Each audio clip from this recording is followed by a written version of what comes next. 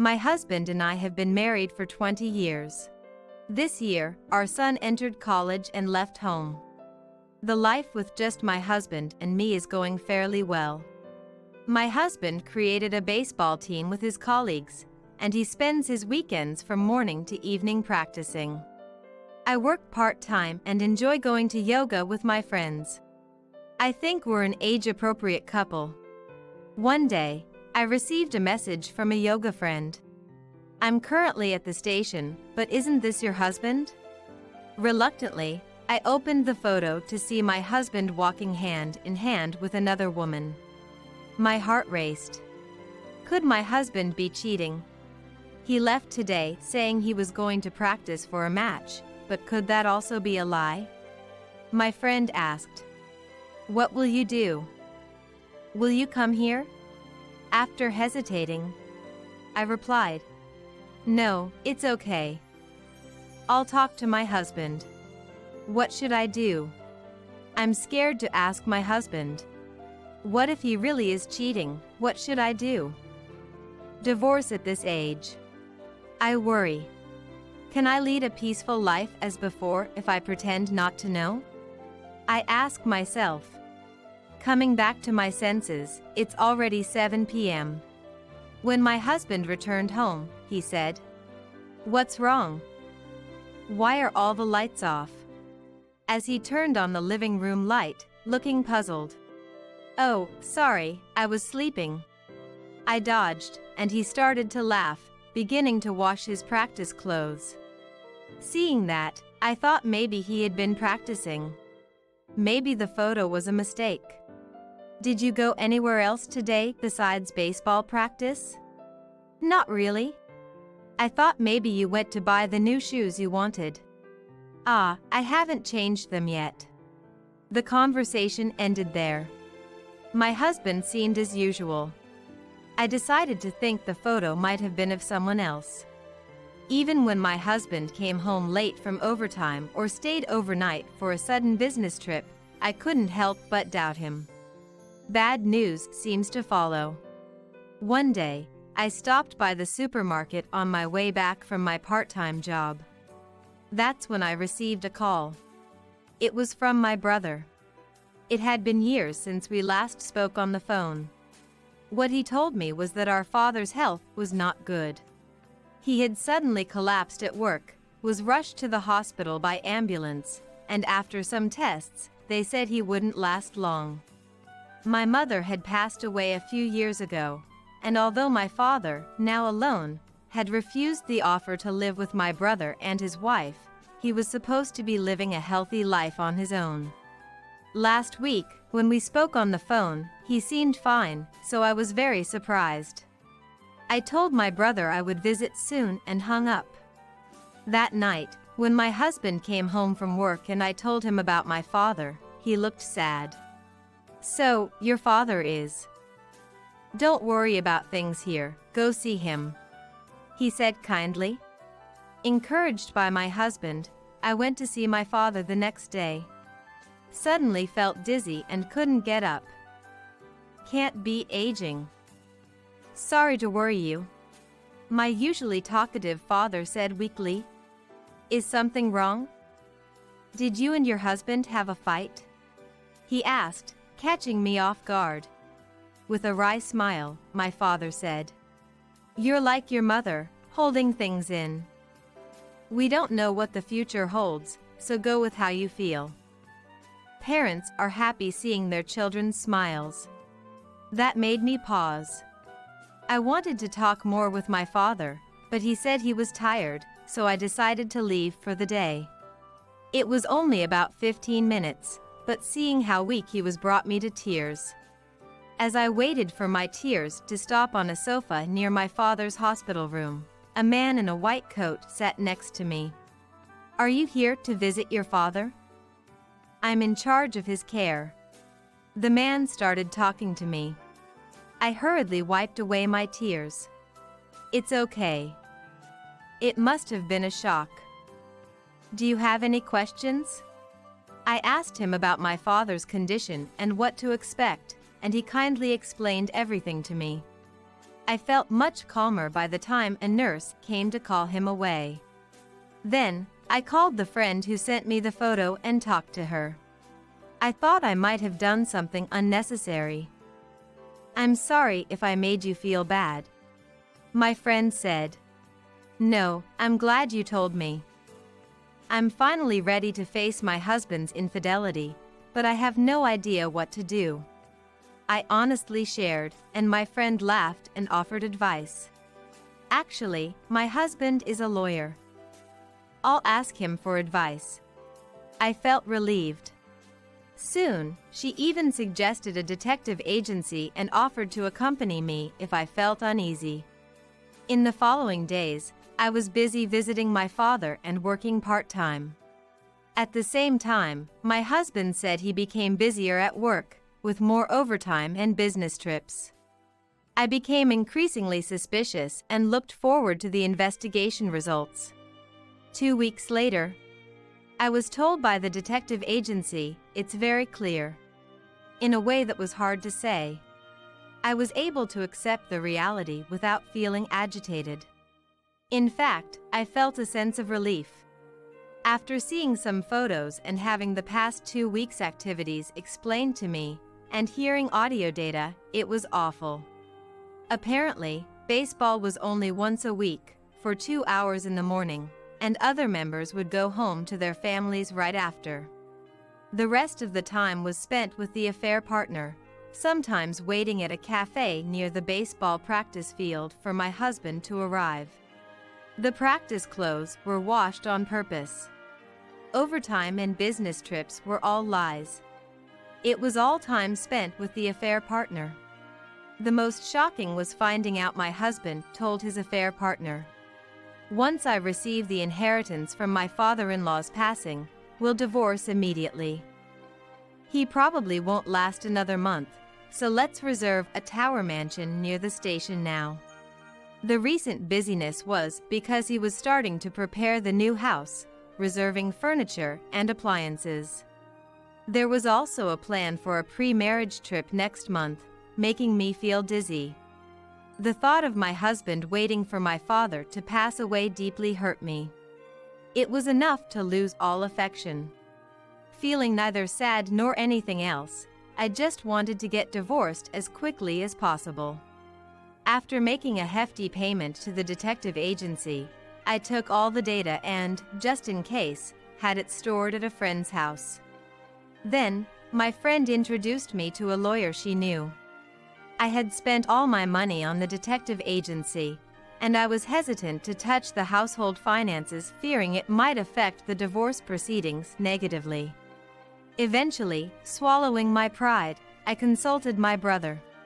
Though he scolded me for not consulting him sooner, he was willing to lend me the money for the lawyer's fees. I also spoke to my employer about the possibility of working as a contract employee or full-time, and they agreed to a contract position. This gave me some financial stability. Now, the question was how to confront my husband about the divorce. Then, one midnight, I got a call from my brother saying our father had passed away. I woke my sleeping husband, and we headed to the hospital together. My husband briefly visited my father and greeted my brother and his wife before saying, "Take your time to say goodbye," and went home alone. After that, the funeral and greeting relatives kept me too busy to mourn. My brother and his wife were exhausted, and my husband was no help at all. Moreover, he went to play baseball right after my father had passed, which even my brother and his wife found appalling, but they said nothing knowing my firm decision to divorce. With so much to do, the divorce had been put on hold. The situation finally escalated 6 months later. After all procedures related to my father were completed and the inheritance was finalized, my husband asked, "Has your father's inheritance come in yet?" I replied, "It's scheduled for tomorrow, but why?" To which he wondered about the amount since my father had been a corporate executive. I said, "I've heard it's about $700,000. His surprised response was, "That much?" Your father really saved up. I got a call from the lawyer today saying everything's ready. It'll be transferred tomorrow, so let's go eat something nice. I emphasized the transfer happening the next day with a smile. After my husband left for work the next day, I left my bank card and its PIN code on the desk before heading to work. Returning from work, as expected, the bank card and PIN were gone, and a divorce form was left behind. Surprised by how smoothly things were going, I went to my lawyer to explain the situation and didn't return home, but to my parents' house, where most of my belongings had already been moved. What to do with the shared belongings in our house would be decided later. My ex-husband and his affair partner could live there for all I cared. I had submitted the divorce papers and had no intention of contacting him again. 3 days later, my ex-husband called, bewildered that there was no money in the account and demanding to know where the inheritance had gone and where I was. I played along. The inheritance is mine. Why would you use it? He seemed to be back at our house. I needed to contact my lawyer immediately. He demanded, "Why isn't the $700,000 in your bank account?" I replied, "Did you take my bank card?" I was preparing it to change my salary deposit account. He raged over the phone, claiming it should be shared assets, but I retorted, "Inheritance is a personal asset, not shared." Besides, we're no longer married, the divorce papers have been submitted. Don't contact me again. You can live with your affair partner in the house, I won't be returning. Goodbye. After hanging up, I informed my lawyer about his whereabouts. Ignoring all his calls over the past year, I finally felt at peace after enduring such difficult times. Opening his numerous messages, I found complaints about the property division and apologies, pleading for a chance to talk. Ignoring the messages and leaving my phone behind, I headed to work with a new phone in my bag that I would use from now on. After some time, my lawyer informed me that my ex-husband desperately wanted to meet. I agreed to a direct confrontation but insisted on a public place for the meeting. My ex-husband and his affair partner showed up on time. It was the first time I had seen the affair partner in person, a young woman in casual attire, cute, 26 years old, working at a patisserie, as I had learned from the investigation. My ex-husband appeared confused.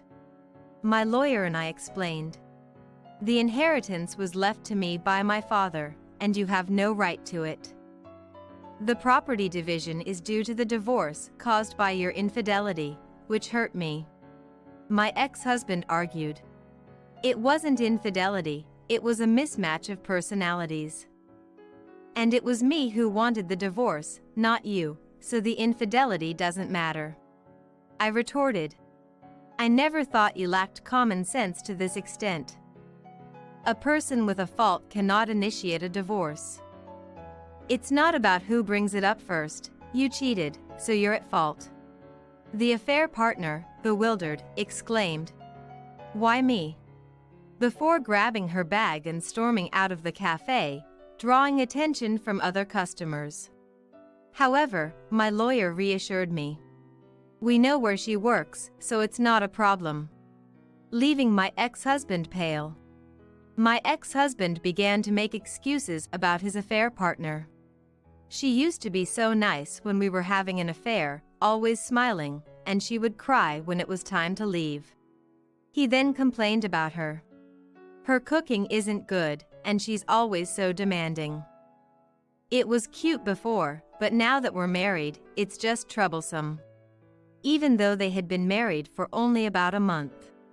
My ex-husband pleaded, "I realized I always compare her to you. You were always waiting for me, and good at housekeeping and cooking. Can we start over?" I was appalled. "It's impossible. I can't trust you at all," I responded, and he kept begging for a second chance.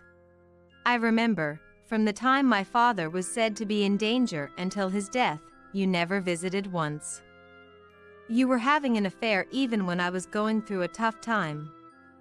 After my father died, all you thought about was the inheritance, right? I noticed several times you had checked my bank account. You must have been planning to take it and leave the completed divorce form once the inheritance was deposited. My ex-husband trembled. You must be thinking if we get back together, you won't have to pay property division. I guessed correctly, and he fell silent. Embarrassed by his silence, I declared, "If there's nothing more to say, I'm leaving." He broke down. "You're the most important to me. Please, let's start over." He begged through tears. "Stop, it's embarrassing. You're newlyweds, so you should talk it out with her." I dismissed him. "Actually, she's cheating on me. She married me for my money."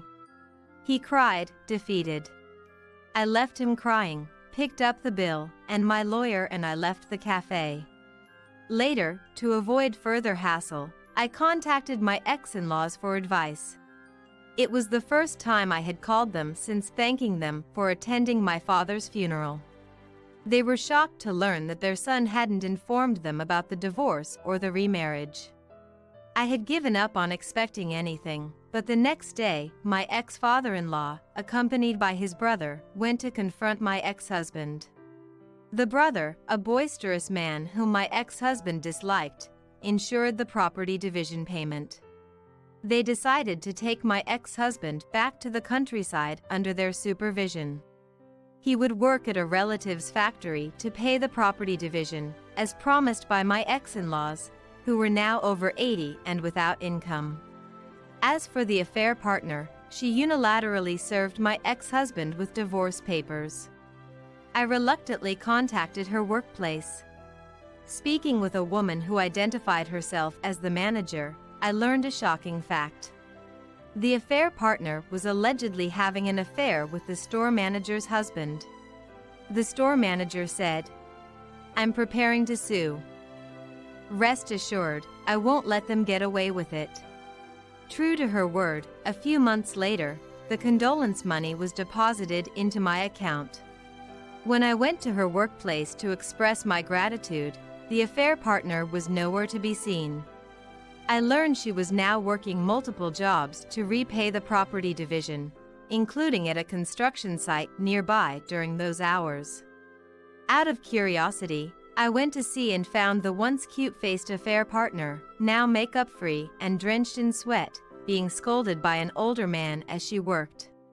She must be struggling with a significant amount of debt, a consequence of her actions and the turmoil she caused in another family's home. When I told my son about the divorce, he was quite surprised, but said, "It's your life, Mom. You should do what makes you happy," which was a relief to hear. I continue to cherish each day, determined to live my life to the fullest.